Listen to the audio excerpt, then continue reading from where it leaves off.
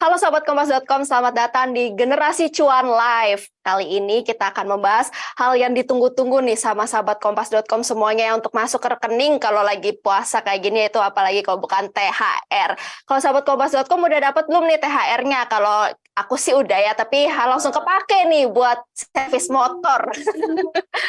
Sedih. Orang mau beli baju ini servis motor ya. Tapi kalau Sahabat Kompas.com, uang THR-nya udah dipakai buat apa aja nih? Udah dialokasin buat baju kah? Atau pesan-pesan hampers kah? Atau buat nabung nonton Coldplay nih? Soalnya ramai banget nih isu Coldplay mau konser nih. Tapi kalau misalnya buat sahabat Kompas.com yang belum menerima, nah nonton sekarang biar tahu nih uang THR mau dikemanain. Terutama nih buat ibu-ibu muda, buat bapak-bapak muda yang anaknya masih pada kecil-kecil, tiba-tiba dikasih THR nih sama om tantenya. Terus kaget, wah aku dapat THR banyak lagi nih selain dari kantor, dari anak-anak. Nah biasanya nih orang tua kalau udah dikasih amplop sama anaknya, ada yang mengelolanya dengan baik, ada juga yang disangkain, oh ini memang uang orang tua, seperti dulu orang tua saya mengelola uang THR-nya, larinya ke kue, ke baju, dan lain-lain. Padahal sang anak misalnya butuh mainan atau buku baru dan lain-lain. Nah, biasanya nih ini kayak jarang banget dibahas, soalnya biasa orang berpikir anak-anak kalau dikasih amplop, uangnya ya udah serahkan ke orang tua. Padahal sebenarnya bisa dikelola lagi loh dengan baik sahabat Kompas.com. Walaupun nih nanti buat dede-dede semua yang terima THR kayaknya akan terimanya kecil deh. Soalnya tante-tante omnya lagi pada nabung nih buat konser. Tahun ini banyak banget konsernya. Walaupun seberapa pun itu tetap dikelola dengan baik ya ibu-ibu, bapak-bapak. Nah untuk itu kita akan ngobrol nih bareng Mbak Gita Arga Sasmita Reva selaku founder of Integrita Financial untuk ngebahas nih gimana baiknya mengelola uang THR anak. Dititipin harus diapain nih uangnya ya. Nah, halo Mbak Gita. Halo, Assalamualaikum, selamat sore Mbak Mei. Waalaikumsalam sore Mbak Gita. Nah, Mbak Gita sebelum nih aku mau bertanya-tanya soal THR ini, aku mau infoin dulu nih untuk sahabat Kompas.com semua yang nonton live ini di platform IG, Facebook, YouTube. Kalau mau nanya-nanya silahkan, nanti akan dijawab oleh Mbak Gita. Dan dua orang penanya yang akan dipilih akan mendapatkan per orang voucher belanja di Alfamart Rp100.000. Lumayan tuh buat belanja sirup, Astor, dan lain-lain deh tuh buat nanti Lebaran. Jadi banyak-banyak nanya ya di Instagram @kompas.com, jangan lupa di follow, nanti pertanyaan yang dibacakan akan dijawab dan yang beruntung akan terpilih mendapatkan voucher Rp100.000 Alfamart. Oke Mbak Gita, tadi kan kita udah di awal membahas nih kalau mau soal THR anak, biasanya nggak cuma dapat 50 100 nih kalau anak-anak kecil nih, kalau Lebaran biasanya bisa lebih dari itu. Gimana sih cara mengelolanya supaya hasilnya itu nggak hanya hilang gitu aja uang THR anak?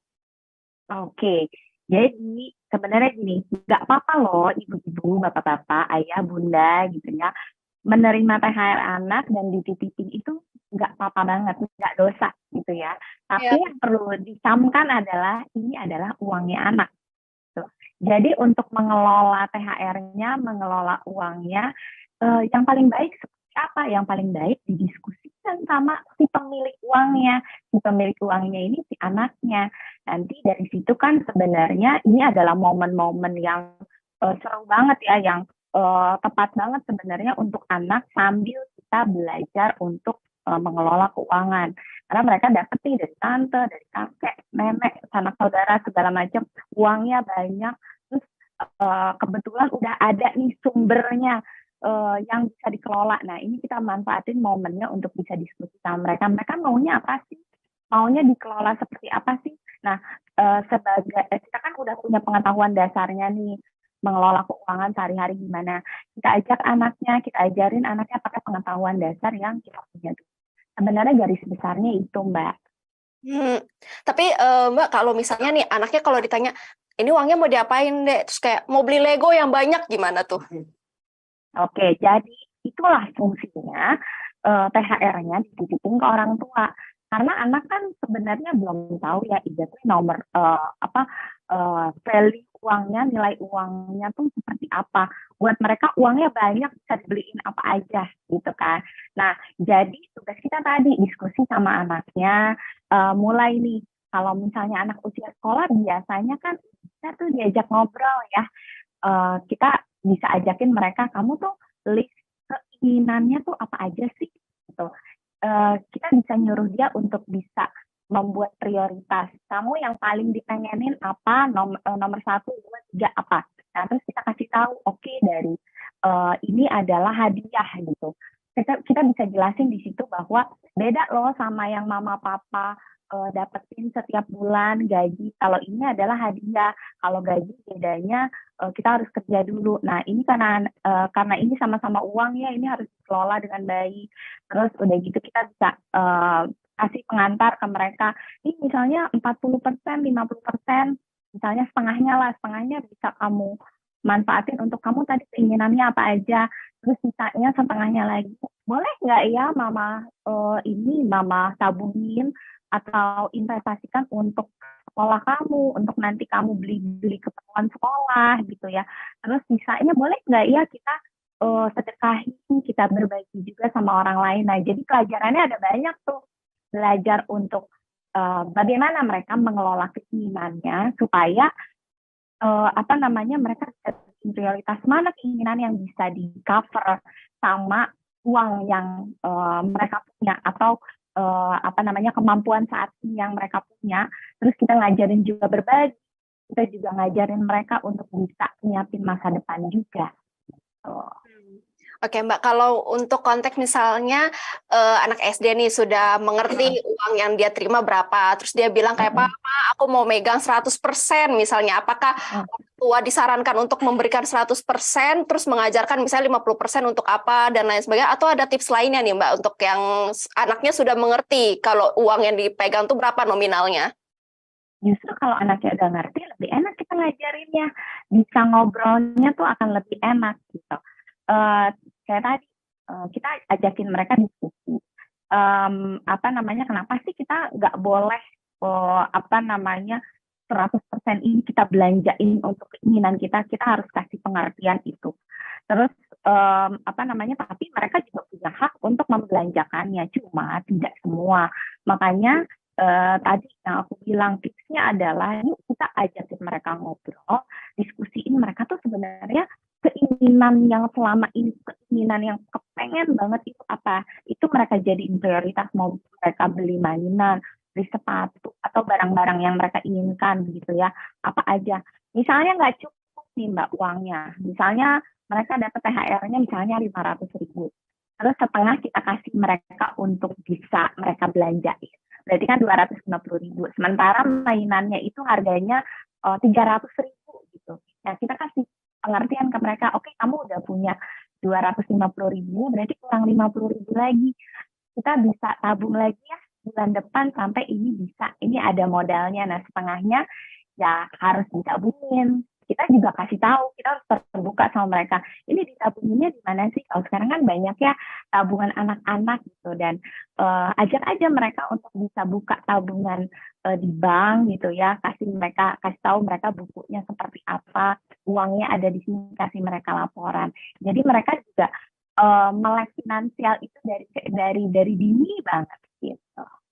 Sebenarnya Mbak, secara garis besar atau sebutannya itu kalau uang THR untuk anak itu memang literally untuk buat anak kan? Atau sebenarnya itu juga adalah bagian buat orang tua juga? Punya anak. Jadi uang THR namanya niatnya kan saudara-saudara kita, neneknya itu kan niatnya untuk kasih ke anaknya ya. Jadi ya pastinya akad di awalnya nih, perjanjian di awalnya ya buat anak, berarti uangnya anak.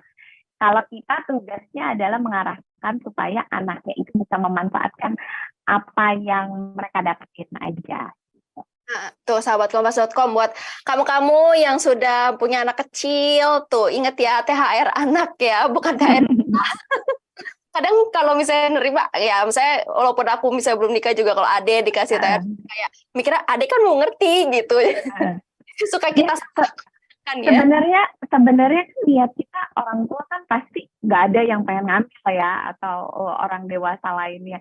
Tapi niatnya ini anak kan belum ngerti ya, simpenin aja deh itu daripada kebuang-buang gitu kan niatnya pastinya. Iya benar. Nah, cuma sekarang ini sepertinya momennya tuh enak banget nih buat sambil mereka bisa belajar tentang keuangan juga. Jadi ada diskusi di situ mereka juga tahu, oh saya tuh punya uang sebesar ini, dengan uang sebesar ini saya bisa ngapain aja nih, A, B, C, bisa ngapain aja gitu. Jadi mereka juga diajarin untuk bisa mengelola apa ya namanya, mengelola keinginannya gitu, mengungkapkan keinginannya sekaligus mengelola keinginannya. Oke. Nah, Mbak, kalau misalnya konteksnya tadi kan anak SD, kalau ini misalnya anaknya masih bayi, kan kadang walaupun Baik. umur 6 bulan, tapi om tantenya udah Hmm. tetap ngasih ya THR untuk hitungannya bayi. Nah, ini apakah hitungannya orang tua boleh menggunakan 100% untuk keperluannya, apalagi kalau misalnya dalam konteks keluarga baru yang orang tuanya juga ternyata belum dapat THR dari kantor dan lain sebagainya. Iya, oke. Jadi sebenarnya pertama itu uang anak tetap ya. Terus boleh dipakai atau enggak? Sebenarnya kan anaknya juga belum bisa diajak diskusi atau minta izin juga belum ya. Tapi nanti bisa gini, apa namanya, untuk kepentingan anak diniatinnya nggak apa-apa. Tapi nanti kalau misalnya dia udah usia sekolah, ceritain aja dulu tuh kamu dikasih loh ini, terus mama pakai buat keperluan kamu, beli popok lah, beli makanan kamu dan lain-lain gitu, diceritain aja gitu. Karena kalau misalnya mau ini juga mengajarkan keterbukaan sama anak, mengajarkan apa namanya kejujuran dalam pengelolaan keuangan. Gitu. Ya, oke. Berarti ini ya, walaupun anak masih bayi, tetap nanti kalau sudah mengerti, tetap diceritakan tiap tahunnya kalau dapat juga dari kecil, dari bayi, Hmm, dapat THR dari om tante ya. hmm, Oke. hmm. Oke, kita akan jawab nih Mbak pertanyaan dari dari sahabatkompas.com, tapi diingetin lagi nih sahabatkompas.com, ayo banyak-banyak nanya nanti dijawab. Yang beruntung akan dapat voucher Alfamart senilai Rp100.000 per orang. Kita akan jawab dulu dari pertanyaan di Instagram, akunnya Caca Casti dari Surabaya. Bagaimana tips mengatur finansial di saat sedang mengalami krisis moneter berumah tangga? Wah, krisis moneter berumah tangga. Biasanya pasangan-pasangan baru nih kayaknya. Hmm.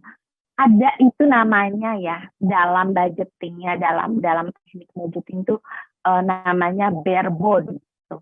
Kalau di Indonesia itu polos gitu ya, polos benar-benar polos kelihatan sampai ke tulang-tulang.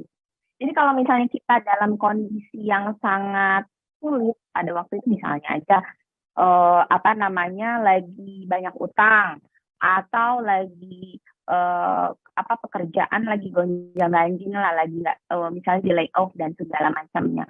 Yang bisa kita lakukan adalah pertama kali ngelihat si budgetingnya, ngelihat si cash flow kita bulanan gitu. Jadi pengeluaran itu kan tetap ada ya Mbak.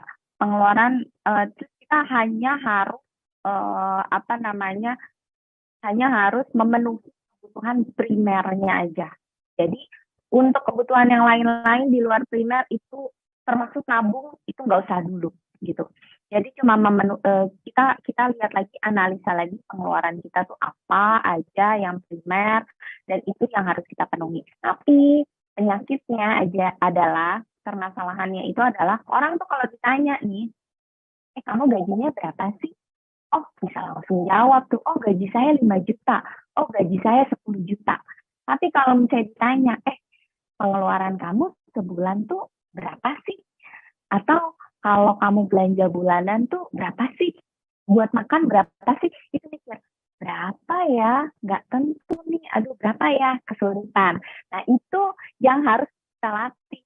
Jadi setiap bulan tuh kita udah tahu sebenarnya harga kebutuhan kita untuk survive, untuk bertahan hidup tuh berapa.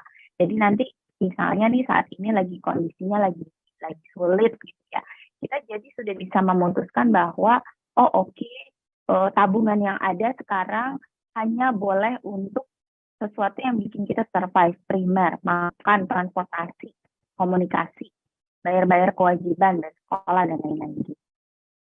Oke, itu ya yang pasangan muda juga harus highlight juga, apalagi kalau misalnya pasangan muda dan sudah punya anak juga ya Mbak ya.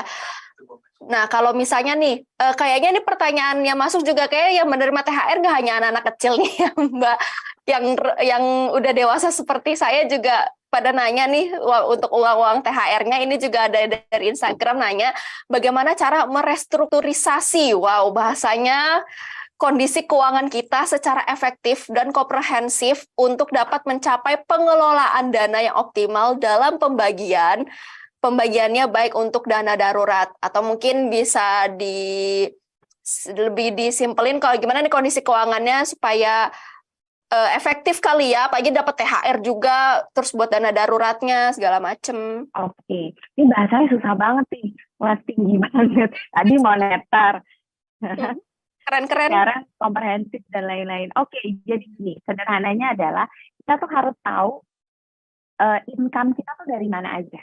Gitu. Yang umum ya, sebagai karyawan itu biasanya yang umum kita dapat gaji bulanan, ya kan? Sama pendapatan tahunan. Yang namanya pendapatan tahunan itu ada THR, ada bonus jika ada tuh ya. Nah, itu tuh dua jenisnya, bonus sama THR itu tahunan. Dan masing-masing sumber pendapatan ini kita gunakan untuk pengeluaran yang masing-masing juga, kayak gaji bulanan ya untuk pengeluaran yang sifatnya kita keluarin 1 bulan sekali. Kalau tahunan ya untuk yang 1 tahun sekali gitu. Nah, pembagiannya gimana biar efektif? Kalau bulanan, biasanya aku tuh suka membaginya ke dalam 4 pos. 40, 30, 20, 10 gitu ya. 40% itu untuk primer kayak makan, transportasi, komunikasi, bayar sekolah anak. 30% itu boleh berhutang cicilan yang produktif maksimal 30%. Nggak boleh lebih. Nah, terus 20% itu untuk nabung sama investasi. Termaksud ke dalam, kalau kita belum punya dana darurat, kita bisa usahakan di 20% ini. Gitu. Nah, 10%-nya boleh buat senang-senang, terus buat sekunder, buat di skincare misalnya, buat ke mall, buat food pleasure gitu kan. Nah, itu boleh. Nah, kalau nggak punya cicilan gimana? Kalau nggak punya cicilan, lebih enak lagi baginya. 50% buat primer, terus 30% bisa nabung, termasuk nabung dana darurat, terus 20% naik senang-senangnya, boleh di 20% gitu. Jadi sebenarnya nggak ada alasan untuk kita tuh nggak bisa nabung, karena udah dibudgetin dari awal. Pokoknya 20% minimal harus bisa nabung gitu, termasuk di dana darurat itu. Nah, yang uang tahunannya gimana? Yang THR misalnya. Ya, anggaplah kita misalnya THR nih. THR itu biasanya aku bagi ke dalam 2 pos besar, yaitu kebutuhan lebaran tuh kayak makanan lebaran, open house, baju-baju lebaran, kasih orang tua gitu ya, zakat termasuk di situ. Terus pulang kampung, transportasi gitu. Nah, itu biasanya bisa besar sekali 50-60% gitu ya. 40%-nya buat apa? 40%-nya itu bisa kita pakai untuk kebutuhan yang sifatnya tahunan. Bayar pajak motor, bayar pajak mobil, PBB. Itu memang tidak saat itu juga pas lebaran kan dibayarinnya. Bisa-bisa hilang tuh uangnya ya kalau nggak dipisahin. Nah, makanya 40%-nya bisa teman-teman coba taruh di kantong lainnya, di rekening lainnya. Nanti kalau misalnya kewajibannya ini udah tiba, nanti bisa dipakai gitu. Kalau ada sisanya bisa nabung, bisa bayar hutang gitu ya. Nah, itu bisa seperti itu. Nah, kalau bonus-bonus yang dari kantor bisa dipakai apa? Bisa lebih enak lagi. Mungkin bisa ada buat liburan tahunan, mau kemana akhir tahun gitu. Soalnya kalau aku THR-nya lari ke Suga BTS, Mbak, konser soalnya. Oh iya, kapan? Nah, ini juga ada pertanyaan di Instagram juga, masih soal anak muda nih. Banyak masalah yang dihadapi generasi milenial dalam mengatur keuangan, yaitu minimnya ketertarikan seputar finansial dan memiliki banyak hutang, serta tekanan gaya hidup. Gimana cara kita menghadapi itu? Nah, ya sih, Mbak, relate banget sih buat anak muda. Walaupun udah dapat THR, dapat bonus, kayak tetap aja kurang kalau jajan-jajan dan konser-konser. Ternyata faktanya ya Mbak, kesuksesan orang dalam mengelola uangnya atau menjadi sejahtera gitu ya, itu tuh nggak paling berhubungan tuh sama pendapatannya. Karena benar tuh tadi, tekanan gaya hidup segala macam. Jadi gajinya nanti naik nih, ya. Nah, terus udah gitu yang naik tuh bukan tabungan atau investasinya, tapi yang naik tuh gaya hidupnya. Yang tadi misalnya pakai misalnya kalau gajinya UMR, belinya misalnya bisa di e-commerce gitu bajunya, mau beli e-commerce. Tapi nanti kalau misalnya gajinya jadi 10 juta, udah nggak mau lagi tuh beli di e-commerce misalnya kayak gitu. Nah, jadi apa yang bisa dilakukan? Yang bisa dilakukan adalah kita bisa nggak bisa bergantung sama kondisi di luaran. Kita yang harus kontrol diri kita sendiri. Contohnya, misalnya kita batasin mas apa yang kita konsumsi. Kita mungkin lihat deh di handphonenya aplikasi belanjanya ada berapa. Bisa nggak kalau misalnya nggak butuh di uninstall dulu misalnya gitu. Terus apa yang kita follow di sosial media? Coba deh follow banyak-banyakin portal-portal berita kayak kompas.com, terus udah gitu akun-akun keuangan misalnya. Jadi yang dipenuhi, yang kita lihat tuh mayoritas tuh yang berkualitas dulu, yang bikin kita melek keuangan dulu. Nah, kalau misalnya yang berbau-bau gaya hidup, mungkin kita bisa batasin yang benar-benar kita pengen lihat aja gitu. Jangan semua akun yang berbau gaya hidup kita follow, ya pasti lama-lama kita juga akan terpengaruh untuk wah bagus nih, kayaknya pengen ini walaupun belum mampu. Gitu. Sebenarnya nggak apa-apa untuk bisa punya sesuatu yang bagus seperti orang lain kalau jatuhnya itu jadi memotivasi ya. Tapi kebanyakan benar tuh tadi. Jatuhnya jadi kan ada pay later nih. Gampang lah dari yang cicilannya cuma berapa ratus ribu, terus bulan depannya ada lagi, nambah lagi berapa ratus ribu, sampai tiba-tiba one day nggak kerasa, kok saya nggak sanggup ya bayarnya. Iya, itu dia. Kalau dicek-cek lagi HP, kayaknya saya tadi ngecek banyak banget platform OTT langganan per bulannya ya. Kayak harus dikurang-kurangin nontonnya ya kalau saya ya. Satu lagi Mbak, satu lagi ada cara lagi yang cukup efektif juga nih. Aku selalu begini, kalau masalah belanja, aku selalu menjadwalkan. Jadi misalnya 3 bulan sekali atau 6 bulan sekali, bertepatan dengan musim sale gitu. Nah, teman-teman juga bisa pakai itu untuk bisa misalnya punya kantong sendiri, kantong belanja sendiri nih, kantong rekening.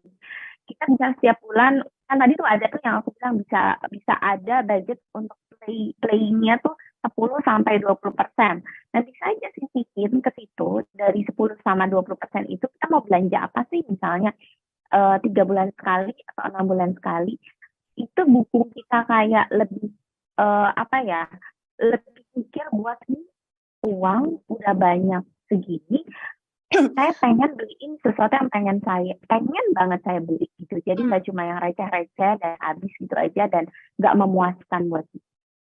Oke, ini dia yang makin seru nih Mbak, karena pertanyaannya juga makin banyak banget nih dari Instagram. Aku baca lagi ya Mbak, dari akun AMGT, apakah budaya memberikan THR atau salam tempel saat bertemu sanak saudara menjadi budaya negatif yang menjadikan anak-anak jadi mata duitan? Wah, kadang kalau misalnya silaturahmi mungkin takutnya di pikirannya adalah fokusnya untuk ke uang kali ya Mbak. Nah, aku ada setuju, ada enggaknya juga. Memang aku sering temui juga menimbulkan seperti itu. Jadi ketika misalnya kita datang, udah tiba-tiba udah begini, mana THR-nya gitu ya. Nah ini makanya kita kan nggak mau ya anak kita kayak gini, makanya kita selalu jadikan momen-momen THR ini justru jangan lengah para orang tua untuk bisa jadikan momen ini juga jadi momen pembelajaran buat mereka mengelola uang. Dan tadi tuh dijelaskan, kenapa kamu terima THR gitu? Apa sih latar belakangnya kamu menerima hadiah ini? Biar mereka juga bisa membedakan, oh kalau mama papa itu kalau terima uang tiap bulan itu adalah hasil kerjanya, kalau saya tuh ini sebagai hadiah nih.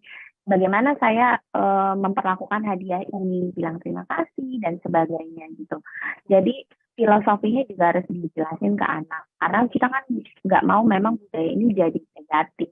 Walaupun kita juga harus sebagai orang dewasa juga sebenarnya nggak usah setiap tahun tuh memaksakan diri untuk selalu ngasih THR ke baik ke anak kita maupun ke keponakan kita loh gitu. Kita bisa ganti dengan nggak cuma uang tapi dengan hal-hal lain yang juga kemungkinan bisa membuat mereka senang gitu. Oke. Soalnya banyak banget Mbak di media sosial sekarang lagi dibahas bercandanya milenial. Kalau misalnya nggak hanya anak kecil tapi milenial juga pada butuh THR juga dari om-om tantenya. Soalnya ada pay later tiap bulan yang harus dibayar. Jadi kayak pemikiran Lebaran ya pasti berharapnya amplop gitu ya. Oke, ini ada lagi nih Mbak pertanyaan dari Instagram, akunnya Fani Fauzia 54. Bagaimana cara pengelolaan uang THR agar lebih efektif dan tidak menombok? Wah, harusnya kan dapat, kita harusnya surplus ya, tapi kadang juga suka nombok. Iya, benar, kebanyakan sih begitu ya, gitu. Kalau aku amati sekarang ini, yang banyak bisa nombok adalah kirim hampers. Jadi ini bisa kalau teman-teman lihat budaya ini ada bagusnya ada enggaknya, sesuaikan aja sama kemampuan, nggak enak daripada boncos gitu ya. Kalau ada kepentingan memang untuk bisa kirim hampers, harus benar-benar dilandasi dengan alasan yang kuat menurut aku. Nah terus di THR ini teman-teman tadi harus dibagi, harus udah tahu nih rencananya mau ngapain. Oke, untuk kebutuhan lebarannya teman-teman tuh apa aja sih, di list deh. Coba diberikan priority dari nomor 1 sampai nomor sekian, itu yang paling penting sama nggak penting. Yang paling penting kan misalnya kita harus bayar THR pekerja rumah tuh, itu nggak bisa enggak ya, gitu. Misalnya, terus udah gitu misalnya beli kasih orang tua, misalnya ada prioritas seperti itu. Sediain makanan buat lebaran. Jadi misalnya ada sisa, barulah kita bisa untuk kebutuhan lebarannya ditambah lagi mungkin yang lain gitu. Nah, tapi di awal di THR kita bisa sisihkan 50-60% di awalnya untuk lebaran deh gitu. 40%-nya kan tadi untuk kebutuhan tahunan ya. Dari setengahnya ini, dari 50-60%-nya ini, setlah prioritinya teman-teman tuh masing-masing seperti apa. Kalau nggak cukup, harus dicukup-cukupin. Gitu. Ya, benar ya. Karena batasannya itu. Berarti memprioritaskan dulu ya yang mana yang utama, yang paling penting ya Mbak ya. Bikin prioritas dulu. Benar-benar baru. Orang pasti mikirnya, check out baju lebaran dulu nih. Lihat di e-commerce, Kaftan Manohara check out gitu ya. Mau buru-buru. Itu biasanya sebelum lebaran tuh udah ada kan iklan raya series gitu kan, Mbak. Belum ada uangnya nih. Niatnya pakai pay later dulu, nanti bayarnya pakai THR gitu kan. Niatnya tuh biasanya kayak jadi ini ya, nombok takutnya ya. Nah, kita akan baca lagi nih dari Instagram, akunnya Dede Reinana. Kak, bagaimana cara komunikasi terbaik agar anak tidak meminta-minta kepada orang-orang untuk THR? Dan bagaimana ya menyikapinya jika anak merasa uangnya itu hanya untuk kebutuhan pribadinya? Nah, harus sering-sering ngobrol kuncinya. Nggak ada yang lain. Harus sering-sering ngobrol, harus sering-sering contohin sama mama papanya tentang pengelolaan keuangan. Dilibatkan. Nah, biasanya kalau THR gini kan terimanya tuh uang cash ya. Nah, kelebihannya adalah anak-anak tuh jadi bisa pegang uangnya, terus bisa ngitung langsung, bisa belajar tentang nilai uang. Kalau kemarin mungkin anaknya belum bisa diajakin ngobrol nih, atau belum memulai orang tuanya. Tapi setelah nonton ini, dicoba anaknya mulai sekarang diajakin diskusi, diajakin ngobrol. Namanya anak-anak jangan diperintah dulu. Kamu harus nabung ya, kamu harus begini. Jangan. Tapi kita ajakin dulu yang menjadi kesenangan mereka. Kamu tuh punya keinginan apa sih? Kamu pengen beli apa? oh mainannya 1, 2, 3, oh gitu Kak. Banyak ya mainannya. Mana yang paling pengen kamu miliki? Kenapa? Digali gitu. Jadi ketika membeli, anak ini benar-benar mindful dalam memakai uangnya, membeli untuk sesuatu yang mereka tuh memang benar-benar apa ya, benar-benar mereka butuhkan, benar-benar mereka ingin dan benar-benar bikin mereka senang gitu. Jadi Ya. latihan untuk membuat prioritas keinginan. Oke, ya paling mah anak-anak nggak jauh-jauh ya Mbak belanja dari buku, mainan ya dan lain-lain. Nggak mungkin, Krim gitu ya. iya nggak mungkin tiba-tiba minta saham BCA ya Mbak. Ini Wah, kita anak siapa itu? semoga anak kita ya. Oke Mbak, ini ada lagi dari Instagram akunnya Zun21. Gimana sih Mbak untuk mengelola THR untuk anak muda biar uangnya nggak habis buat nongkrong dan belanja? Itu dia. Jadi Jawabannya masih sama. Jawabannya masih sama. Ini tentang prioritas. Apa namanya, kita tuh cuma taunya kita terimanya berapa, tapi kita sering nggak tahu kita mau ngeluarin buat apa. Gitu. Jadi kebahagiaan itu ya penting untuk diraih. Tapi teman-teman harus juga belajar, mempelajari diri sendiri apa sih yang paling membahagiakan buat teman-teman gitu. Nggak bisa semuanya. Kalau saya bahagianya tuh traveling, beli baju, makanan, semuanya. Tapi pasti di antara itu ada yang benar-benar kita tuh paling pengen. Nah, kita latihan nih nanti ketika membelanjakan THR kita tuh emang pengennya tuh si THR-nya ini kita buat apa sih? Kita jadiin apa gitu. Mungkin kalau misalnya anak-anak muda untuk kebutuhan-kebutuhan open house ada kali ya kayak yang udah berkeluarga gitu ya. Mungkin lebih ke kalau dapat THR dapat beli tiket konser lah gitu misalnya, atau traveling kemana gitu kan. Nah ini coba digali lah sama teman-teman. Kalau misalnya memang pengen beli tiket Coldplay nanti akhir tahun ya nongkrongnya kurangin gitu. Jadi biar nggak habis, biar bisa beli tiket tanpa pay later gitu. amin. Nah tuh untuk teman-temanku semua maaf ya kalau ngajak nongkrong, aku nggak bisa mau nabung buat Coldplay. Oke, kita lanjut lagi ya Mbak. Ini banyak banget nih pertanyaan dari sahabatkompas.com di Instagram, menarik banget. Ada lagi dari akun 2020 Ria Melo. Assalamualaikum Mbak, izin bertanya, dari usia berapa sih anak itu diajarin untuk menabung, apalagi saat momen Lebaran dengan THR-nya? Oh, gitu. Diajarnya terutama ketika mereka udah bisa diajakin ngobrol. Biasanya mungkin anak-anak umur di atas 3 tahun ya, udah bisa diajakin ngobrol ya. Kalau di bawah 3 tahun itu kan masih bayi lah ya gitu. Nah, itu diajakin ngobrol sebatas misalnya anak umur 3 tahun sebatas gini. Mamanya mau simpanin uang THR-nya misalnya. Kamu bisa diajakin, kamu dapat uang dari kakek nenek ini nanti bisa kamu pakai untuk A, B, C. Tapi mama simpanin dulu ya. Gitu. Sesederhana itu aja.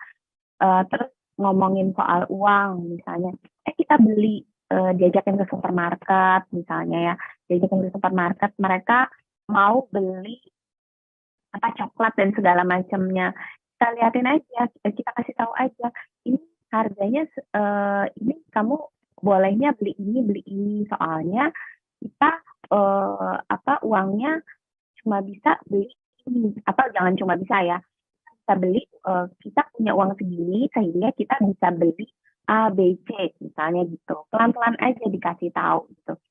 Anaknya udah makin besar udah makin dewasa gitu ya misalnya anak SD itu udah lebih enak kan mereka dapat uang jajan nih setiap hari.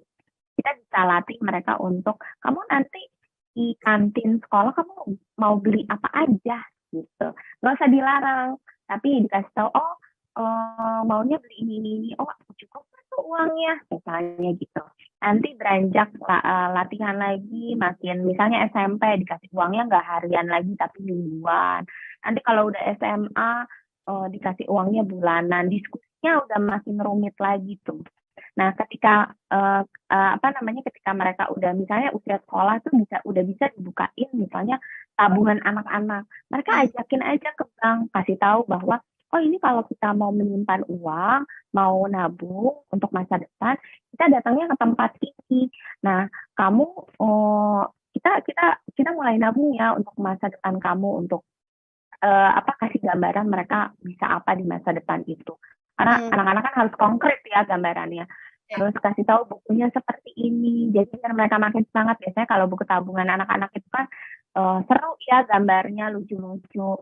Jadi ketika mereka nanti dapat uang dari manapun, ayo kita ajakin nabung ke bank yuk. Sesimpel itu aja. Banyak cara ya Mbak ternyata yang bisa dicoba. Nah ini Mbak ada lagi nih Mbak yang mau nanya dari Instagram akunnya Dwi Karyati_Halwa. Kak, gimana ya respon kita saat anak ingin membeli sesuatu di luar kesepakatan yang sudah kita buat? Oke. Ini sebenarnya lebih ke culture-nya orang tua tuh selama ini ada dalam memberikan pengertian kepada anak tuh gimana. Ini balik lagi sebenarnya kalau misalnya ke kesepakatan itu anaknya nggak sepakat, ya orang tua gimana caranya buat menenangkan atau membuat itu anaknya bisa berkomitmen, itu balik lagi tuh.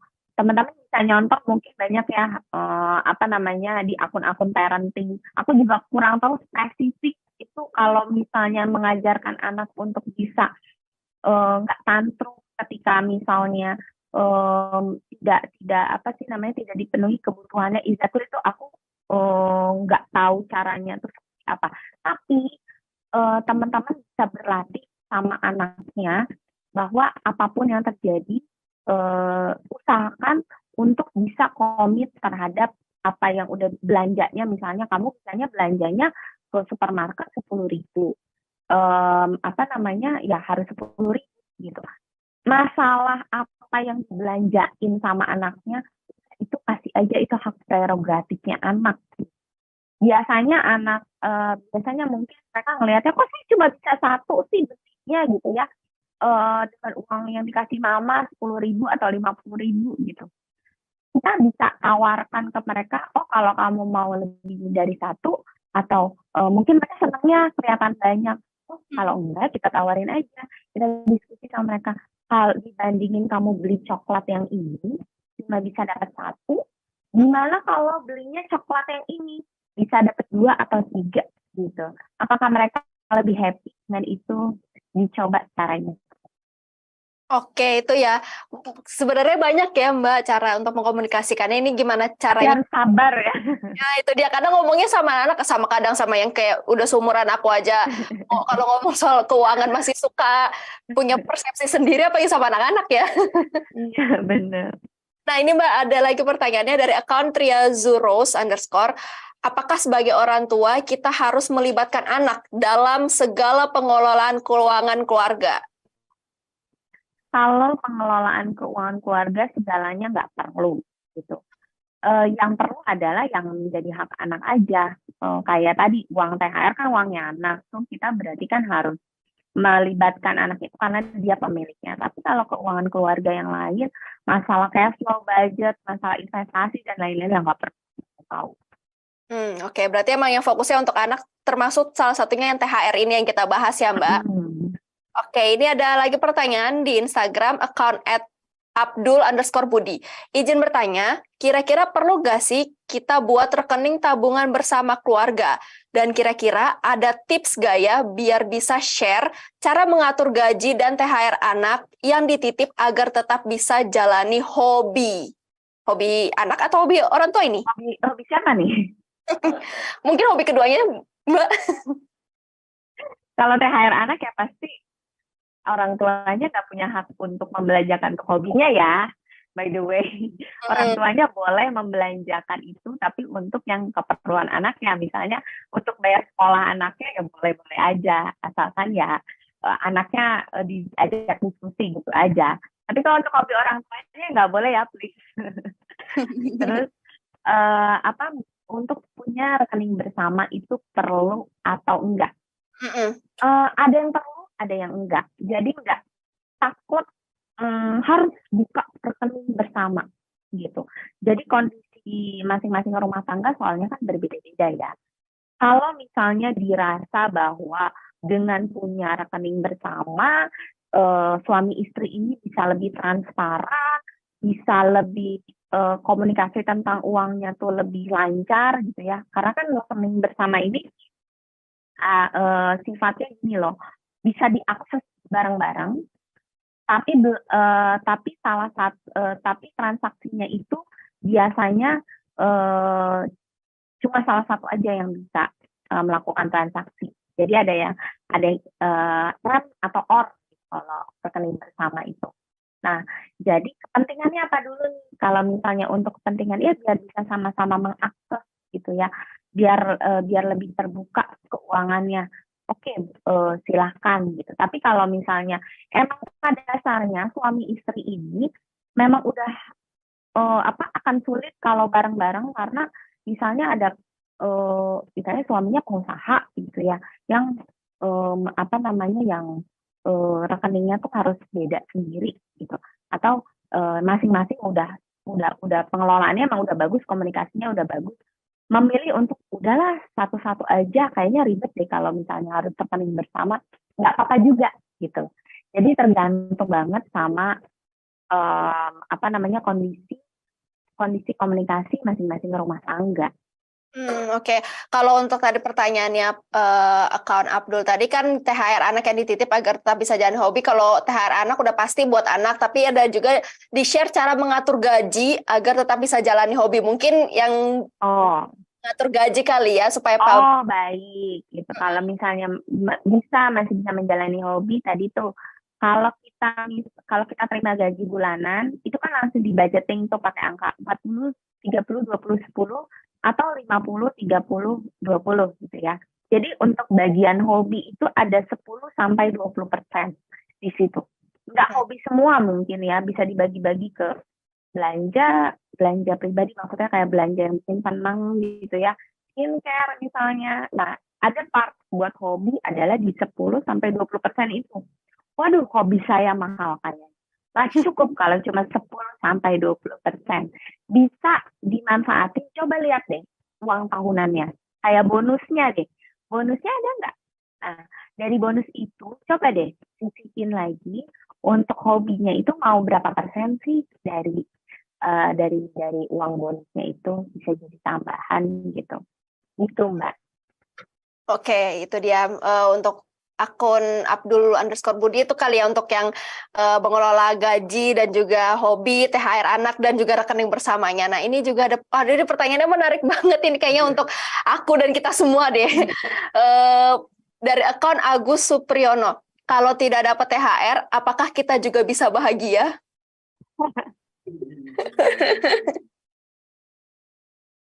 Jadi kalau dapat THR bisa bahagia atau enggak ya bisa dong, karena kebahagiaan itu tidak ditentukan sama semata-mata uang, betul? Betul. Jadi tapi gimana mau bahagia kalau misalnya kebutuhan lebarannya banyak, terus uang THR-nya nggak ada? Yuk kita tos dulu, Mas siapa tadi atau Mbak siapa tadi? Aku juga nggak dapat THR, tapi aku memberikan THR malah ya.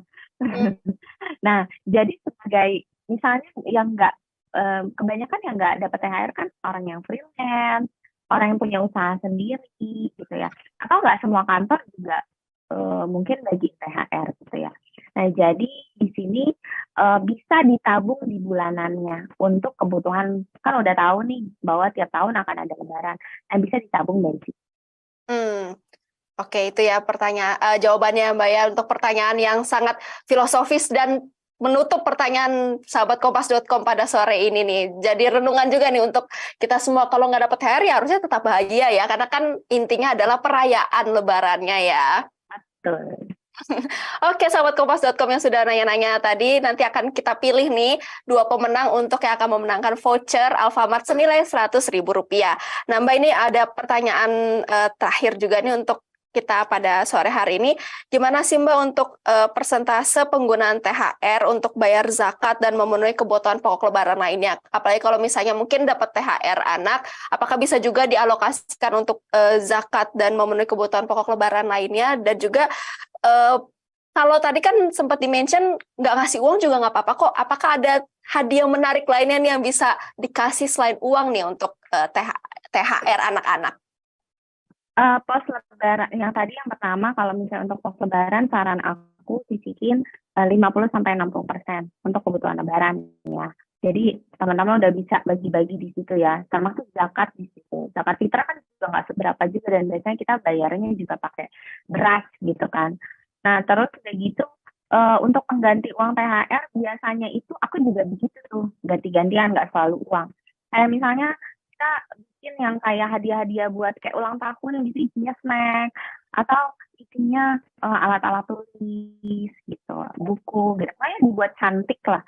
Karena sebenarnya anak-anak itu karena belum terlalu ngerti nilai uang, jadi sebenarnya mereka juga senang kok dikasih hadiah gitu. Apalagi kalau isinya bermanfaat kan, kayak alat-alat sekolah, alat tulis dan segala macam gitu. Ini juga bisa jadi ide teman-teman. Nah, itu dia. Ya, benar sih. Kita jadi bisa buat ide kita juga nih, kalau memang lagi belum bisa kasih uang, buat keponakan kita, kita bisa kasih alat tulis dan lain-lainnya, Mbak ya. Ya, Betul. Mbak Gita, ini kan kita sebentar lagi kayak udah mau jam buka puasa nih, Mbak. Pasti banyak banget nih yang udah masih nanya-nanya sebenarnya. Tapi kalau durasi kita ikutin, nggak buka puasa, Mbak Gitanya juga ya. Kalau sahabat kompas.com lainnya mau nanya-nanya ke Mbak Gita, kalau mau lewat Instagram bisa lewat mana sih Mbak? Boleh ke @gita.argasasmita, GHITA, di situ ada kan namanya GHITA.argasasmita, @gita.argasasmita, atau @integrita.sp. Itu dia sahabat kompas.com, monggo silakan di follow dan tanya-tanya soal seputar perencanaan keuangan ke situ ya, ke akun yang tadi sudah disebutkan Mbak Gita.